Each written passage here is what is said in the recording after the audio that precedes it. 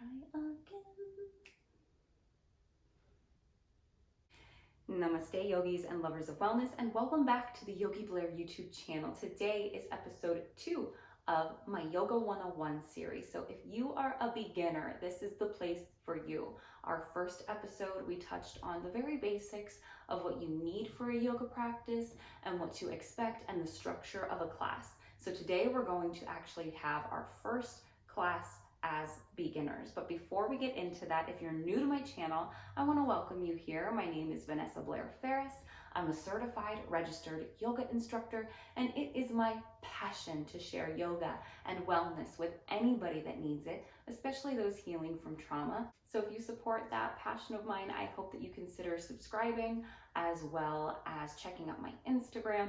I post a lot there that you're not going to see here. And I have TikTok at yogi.blair. My Instagram is at yogi.blair. You can find me on Facebook as Vanessa Blair Ferris. And I just post a lot of yoga content as well as my online class schedule. There are free options right now. There are free yoga classes that you can participate in if you're new, if you are dealing with any financial issues right now. There are free classes. I go live on YouTube every Wednesday at 2. And with all of that out of the way, let's get into today's video.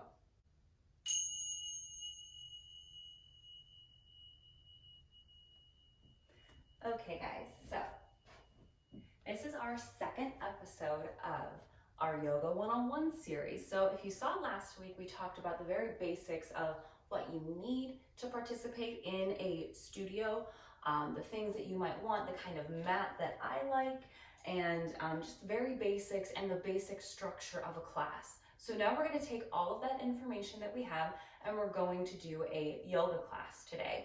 The yoga classes on here are usually anywhere between 20 and 40 minutes. It really depends. In a studio setting, you're probably going to have more 45 to hour to even hour and 15-minute classes. So this is a similar class structure, but the time might be just a little bit less.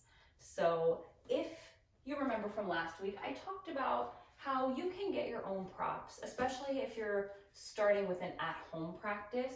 You may want some. However, if you plan to start going to a studio when all of this is over, they may have some for you. However, a lot of studios now are under the impression that once things start to get back to the way that they were, we may not be using props that are communal. So you may need to bring your own. It really depends. We really don't know yet. But if you have a yoga block, I suggest getting one. I got this one off of Amazon. It came with a set of 2. They were not very expensive. So if you have one of those today, you might want it. As a beginner, you may always want to just have a block. That's a great option. Simple, cheap, and it'll be great to help you along the way. If you don't have a block and you still want to participate, but you might feel like you want something as reassurance, you can take a cushion or 2, anything like these. They're not as sturdy, they're not as stiff, but it will work in a lot of instances. And you don't need props at all. When I started my yoga practice, I didn't use any props at all. I might have fumbled a little bit along the way, but it's okay. So let's come down to our mat and we'll get started with our practice today in a very basic way to start a pose, child's pose. So in our child's pose, we come onto the knees, the big toes touch, the knees come out wide, or you can keep the knees together, and then we just start to walk the hands forward. This is where if you need a block, you can take your block on any setting and rest your forehead if you cannot comfortably rest your forehead down on your mat. I'm wearing makeup today, so I'm not touching my forehead down to my mat. And in our child's pose, take your fingers out long, spread your fingers wide and press in. We're going to start to activate here. This is an active child's pose. There are many different variations, and this is just one. This is the centering part of our practice where we take a moment to let go of anything that we might be holding on to, emotional, physical. We try to let it go and we try to tune into the breath. So filling the breath up and letting go. Not necessarily doing anything to change your breath just yet. In yoga, we do what's called pranayama, which is breath control, which we'll touch on next time. So just start to focus on lengthening your breath, breathing in, filling up the lungs, using the entire capacity of your lungs, and exhaling completely. This in and of itself is a form of breath control. You have to modify your breath to do this. And just start to connect to the body, connect the mind and the body. The mind-body connection is why we love yoga so much. This helps to create neural pathways in the brain, which help keep our mind young, and our physical poses help keep our body feeling young. So just tune into the physical body. Notice what you feel here. Is there anywhere that needs a little extra love, a little extra attention? Is there anything that you need to take easy today? In yoga, it is your responsibility to honor your body, honor your space, and make sure that you take care of your body. Not doing anything that's going to hurt you, not forcing anything that doesn't feel right, and always knowing that if you need to modify, if you need to rest, if you need to come out of anything, you can. Child's pose is a resting pose. This is a place where you can go anytime you need to take a break. Now we'll move into the limbering part of our practice. Start to lift your gaze up towards your thumbs. Walk your hands over to the right side. Bring your hands side by side and stretch down, folding in. And again, using that block if your forehead doesn't come down. Breathe into the left side body. Imagine that breath flowing into the left side. Inhale, come up, lengthen through the spine, walk it out to the left, hands come side by side. Exhale, fold down. Breathe into the right side body. You hear that phrase a lot in yoga, breathing into parts of the body. Just imagining sending your breath there. Imagine the breath relaxing that part of the body. Inhale, back through center. Let's come on to hands and knees.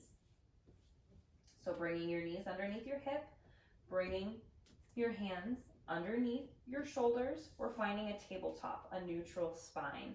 This is another common pose, great for beginners. You want to press out of your shoulders. We're still active here. Pull your belly button in towards your spine, and we'll start to take some cat-cows. Inhale, drop the belly, lift the gaze. Exhale, round through the spine, tuck the tailbone. Go as fast or as slow as your breath allows.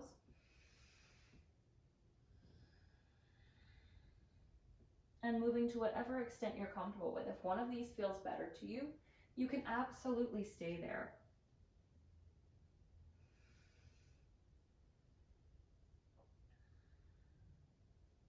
Inhale to a neutral spine. Look over your right shoulder and start to pull your right hip towards your right shoulder, making a C with the side body. Inhale through center, over to the other side. Another gentle way to limber. We're waking the body up.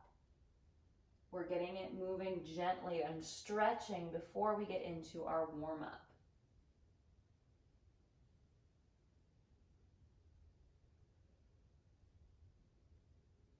And then from here, a lot of times in yoga, after we're done with our limbering, we walk the hands out about a hand length or so, curl the toes, lift the hips, finding down dog as our first transitional pose. And we talked a little bit about proper form and our down dog last week. Middle fingers face forward. If that's not comfortable, try turning your middle fingers towards the front corners of your mat. Breathe in. As you exhale, see if your chest can melt a little closer to your thighs, rolling your shoulders a little more externally. Lift the hips. A way to modify this pose is to bend your knees. Send your belly button towards your thighs. And then from here, a lot of times we cue some movement. Pedal your feet. Ending the limbering process with a little bit of movement in your down dog. Do whatever feels good. You can wag your tail, shake your head no, nod your head yes. Inhale to look forward at your hands and just step your feet up to the top of your mat. Exhale to fold when you get there, Uttanasana. Another very basic yoga pose. Your toes can be together or your feet can be a couple inches apart. You can bend your knees here and sort of resting your ribs on your thighs. Let your head hang. Let your arms hang. We're not holding any tension here. Over time, you'll be able to begin to straighten your legs. And then from here, we want to pull the belly button in, hinge at the hips, and fold with a flat back. Inhale for a half lift. Make that 7 with the body, starting with our sun salutations. Exhale, fold. Inhale, bend the knees, reach up overhead, reach tall. Urdhva Hastasana, upward salute. Exhale, hinge at the hips and fold forward, Uttanasana. Inhale, half lift. Exhale, fold, plant your hands. Now we're going to run through what we call a flow or a vinyasa. Step back to a plank or a modified plank. Shift forward, hug the elbows in. Lower in one piece. If you cannot lower in one piece, just drop those knees down and practice that way until you build strength. Inhaling, cobra or up dog. Exhale, back to down dog. I did a video on proper form for flows that I put in this playlist for this series. Feel free to check that out. I also did a video on all the sun salutations. This is sun salutation A. Inhale, look forward. Now think of which foot you stepped with first last time. Usually for us it's the right. So now switch. Step with the left and walk up. Exhale, fold. Inhale, half lift. Make that 7 with the body. Exhale, fold. Inhale, reach. Maybe you can add a back bend here. Keep the hips in line, only bend from the upper body. Exhale, fold. Inhale, half lift. Option to take that vinyasa again. Plant the hands. Now take that same foot you stepped up with, the left, step it back. And you can go straight to down dog from here, or you can take that flow or that modified flow, chaturanga. Inhaling cobra. Exhaling down dog. Inhale, look forward. Now step with the right foot. Exhale, fold. Inhale, half lift. This is how we warm up. We're firing up the body. We're firing up the breath. Inhale, reach. And we start to build heat. The heart starts pumping. Exhale, fold. Inhale, half lift. Exhale, fold. Plant the hands. Right foot steps back, then left. Chaturanga. Inhale, shoulders away from ears. Exhale, down dog. After we're done warming up with our sun salutations, then we start to build on in our sequence. We'll do some very basic stuff today to kind of get your feet wet with the whole sequencing thing. So let's take that right foot, step it up in the air. Our hips are still squared. We're flexing that foot, the toes point down. Look forward at your hands, take an inhale, exhale, step that right foot forward. Now from here you can use your block to kind of help you come up. And now we're in a high lunge. Our back knee is lifted. High lunge or Ashtachandrasana.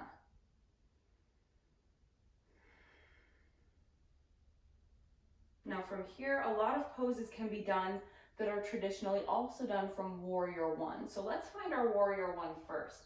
Take your left foot and spin it to 45 degrees. So now my left toes are facing the front left corner of my mat, and I could draw a straight line from my front heel to my back heel. A lot of poses that we do in high lunge are variation of these poses that I'm going to show you now. So you can have your block handy if you need it. The first one is humble warrior. So we're still bending into that front knee. Hips are still squared to the front of the room. We have a nice natural arch to the low back here. Arms are up overhead. We bring the hands behind the back, interlacing the fingers. Inhale for a chest expansion. Draw the shoulder blades back, lift the heart. Humble warrior. We bow forward, wringing out the shoulders as much as we can.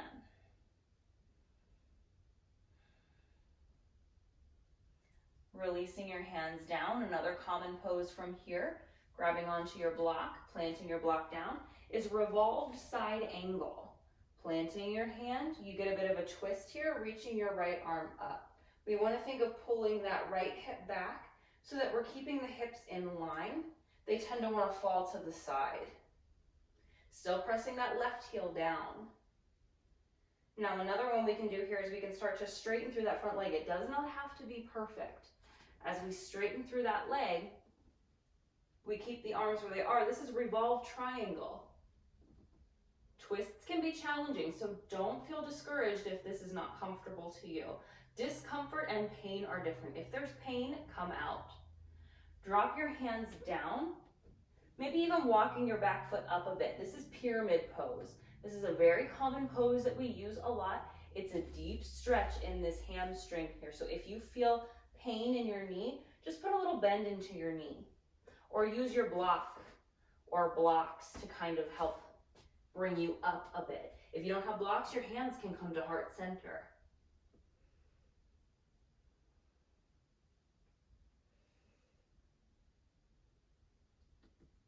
Put a bend into your knee, start to come back up into your warrior one. If you need to walk that left foot back, go ahead.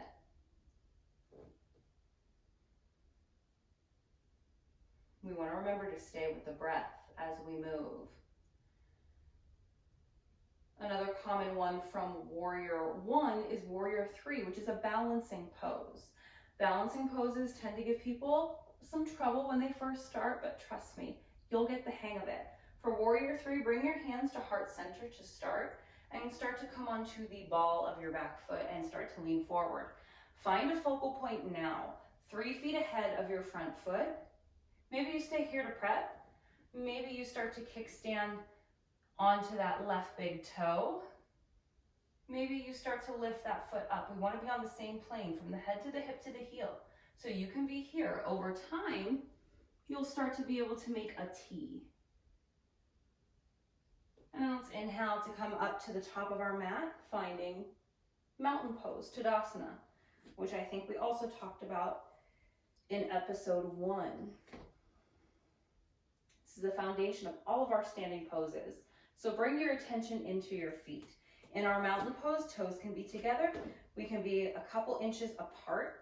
We don't want to be too wide though. Draw a straight line from your hip bones all the way down is what I always say. Engage your feet. Lift your toes, spread them wide, set them back on the mat. Feel the way that your foot grabs onto the earth. Engage your legs, tuck your tailbone, pull the belly button in and up, soften the shoulders. Now from here we could find a tree pose, Vrikshasana. So I'll turn towards you. This is a pretty commonly used pose. And we'll just find our prepping version here. So keeping in mind how stable you feel in your mountain, transfer that weight into your right foot. Still feel stable. Kickstand your left foot down. Your toes are still on your mat and your foot is resting on the inside of your ankle. Actively press your right ankle into your left foot and press your foot into your ankle. This is going to build strength, so over time you can start to lift that foot up and maybe even start to bring that foot into the inside of the thigh eventually. We're still pressing everything together.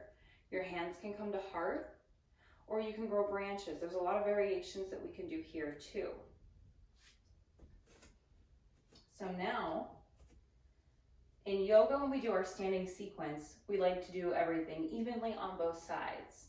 So we can either run through a flow and start our sequence over on the other side the same exact way, or we can work in reverse. So let's plant that left foot down and find your tree pose on the other side since we're here. Find your variation. Keeping that core engaged, squeezing everything together. Coming back to our mountain pose. Then we find that warrior three. We're grounding into the left foot now. Feel that same stability in your mountain pose as you start to bring that right leg behind you. Bring your hands to heart. Look 3 feet ahead of your standing leg on the floor. Find that focal point now as you start to lift up. Same plane, head to hip to heel. Start to bend into your standing leg and come back down to your warrior one. And then we'll find our pyramid pose. Start to straighten through that front leg, start to hinge forward. Find your block. Do what you need to do to be comfortable here. Bend your knee if you need to. Revolved triangle. Plant your right hand wherever you need to plant it. Open up for a little twist. It doesn't have to be perfect. Bend into your front knee. Finding revolve side angle. Play around with where you want that back foot to be.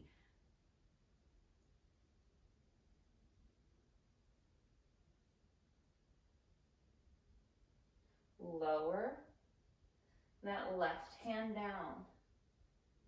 Coming back up to your warrior one. Deep breaths. Finding humble warrior. Hands come behind the back, interlace. Inhale, open. Exhale, fold. Pull that belly button in and up. Don't dump the weight onto your front thigh. Wring out your shoulders as much as you can. Your focal point here eventually will be your back foot. It's okay if you're not there yet. Release to come back up. Come onto the ball of your back foot, back to your high lunge. We worked in reverse. Let's step it up to the top of our mat again. Find your mountain pose.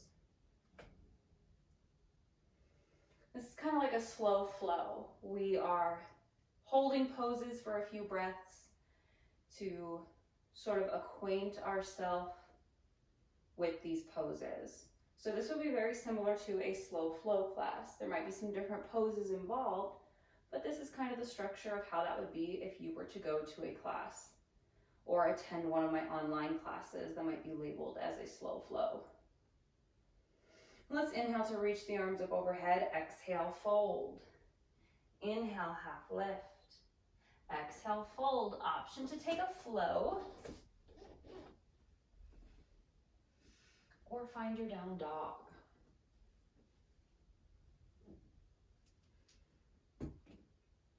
Another common pose is warrior two. Let's inhale to lift the right leg in the air. Exhale, step it through. We did that sequence on both sides. A lot of times we add on to our sequences. Sometimes we do new things each time. So now we have heel to arch alignment. Back foot's at 90 degrees. Cartwheel the hands up, bend into that front knee. Warrior two. Our gaze here is out over our front middle finger. Common poses from here. Reverse warrior. Flipping your front palm, left hand comes to the back leg or wraps around the low back. Warrior two, extended side angle. For now, your forearm will come to your thigh, reach up and over with the left. Over time, that hand can come down to the floor. And these are called dancing warriors when we go from warrior two, reverse, warrior two, extended. So if you ever hear somebody cue dancing warriors, that's what they're talking about. So come back to your warrior two from your extended side angle. Straighten your front leg, hinge forward. We did revolve triangle earlier. Now we'll do triangle. Take your right hand, allow it to fall naturally where it would.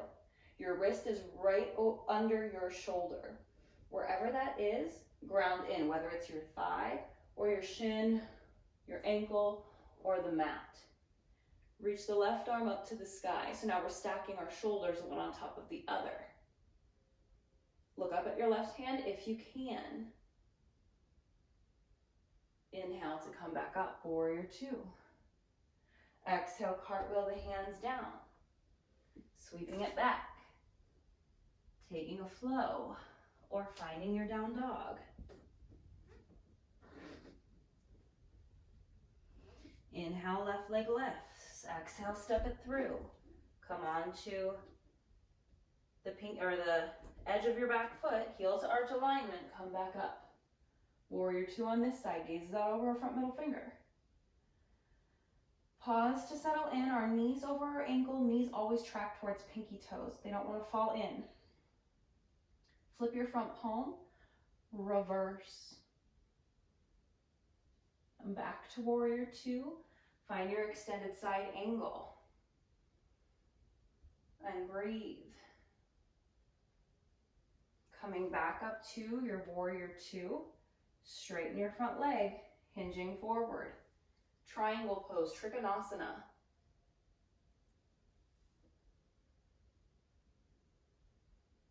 Bend into your front knee. Inhale to come back up to your warrior two.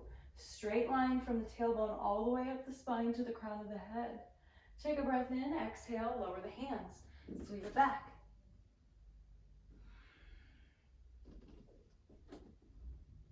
In an hour-long class, once you're done with your standing sequences, you'll be about 40 minutes into the class. Once that's over, a common way to transition is to find a child's pose again. Dropping the knees. This time, if you want to try bringing your knees together, that's just going to round through your low back a little bit more. Different sensation.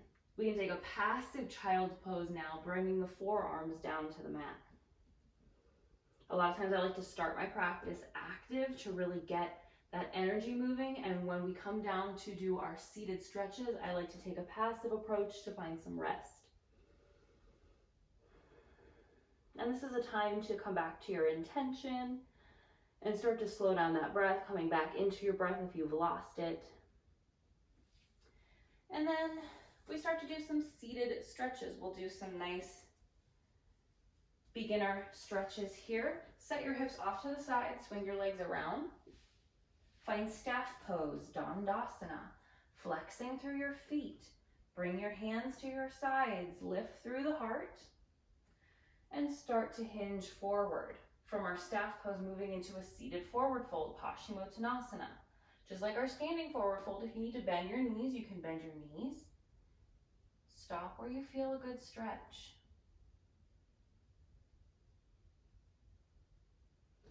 Inhale to come up, bring your right foot to the inside of your left thigh, fold here. This is head to knee or Janu Shirshasana.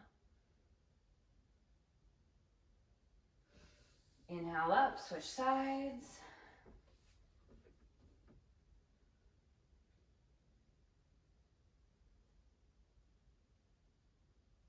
And inhale to come up. Bring the soles of your feet together. This is bound angle, Baddha Konasana.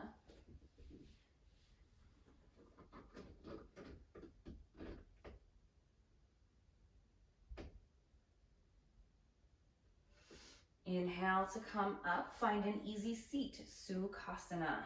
We can stack shins. If that doesn't work for you quite yet, you can cross your ankles. Over time, you might be able to work into a half lotus, bringing one foot into the opposite hip crease. And then over time from there, you might be able to find Padmasana, lotus, bringing opposite feet to opposite hip creases. If you ever feel pain in your knees, you want to come out of that pose. So let's find our easy seat. And bring your hands in front and just start to walk your hands forward.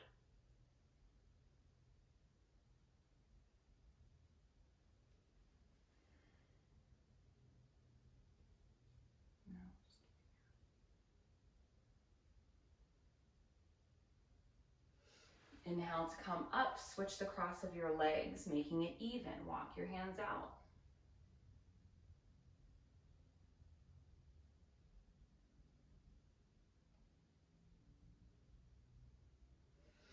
And then again, in an hour-long class, we usually spend about 10 minutes doing seated stretches and stretches on our back. So we make our way onto our back after that. And once we're on our back, a lot of times we hug the knees into the chest. This is called Apanasana. You can rock side to side. That might feel good. There are a lot of stretches we can do from here. For now, let's just take a twist. Drop the knees over to the right. This is one of our more basic twists to kind of just get a feel for this. Stacking your knees, take it easy here. We want to keep our hips in line with our spine, and then we want to twist the spine. So my shoulders are both pressing into the mat. So from here, it's all flat on the mat, and then it starts to twist up here. Now we can twist the neck here by looking over the opposite way. If our knees are facing the right, we look over the left. This is said to help keep the spine nice and young. You want to keep breathing in your twist, even though we're kind of twisting this whole area here. These can also feel really good if you're dealing with any indigestion or any gas pain. Twists can also really help. Come back up. Make sure to set the hips off to the other side and then let the knees fall to the left. Bring the shoulder blades to your mat and then look over your right shoulder. Feels really good on these lower muscles here and the side muscles. And then we come up through center. I always cue if there's any final pose you want to take, like a happy baby. You could take a happy baby here. A lot of people like to end their practice that way. And then after you've taken any final pose that you need to take, we take our Shavasana, sending the legs long. This is the last about 10 minutes of class or so, at least the way I structure my classes. So I like to kind of lift my hip bones up and just soften my glutes into the mat. Let your feet splay out towards the corners. Roll your shoulders down your back. Allow your hands to rest at your side. You can have a little tuck to the chin here so that you're not jutting your chin out. And just close your eyes. This is a moment of meditation, a moment of rest. So you can start, if you're not familiar with meditating, I have a playlist on my channel that involves my meditation videos. But if you're not familiar with meditating, it can be kind of hard. You can start by focusing on your breath here. Shavasana, we kind of want to let go of everything and just sort of transcend. But for a lot of us, we take this time to practice mindfulness at first and focus on the breath until we can, quote, transcend. So just start to breathe, not necessarily doing any breath control, just following the natural rhythm of your breath. A lot of teachers do little hands-on adjustments here. They'll come around with essential oils and little treats. This should be a nice, luxurious time. And after a few moments of silence, your teacher will cue you to start to bring awareness back into the body by wiggling the fingers and the toes. And eventually making your way onto probably your right side, but I cue either side because I don't really think it matters that much. From your left side or your right side, wherever you are, I like to have people take a moment for gratitude, thank yourself for showing up, for participating, for learning something new.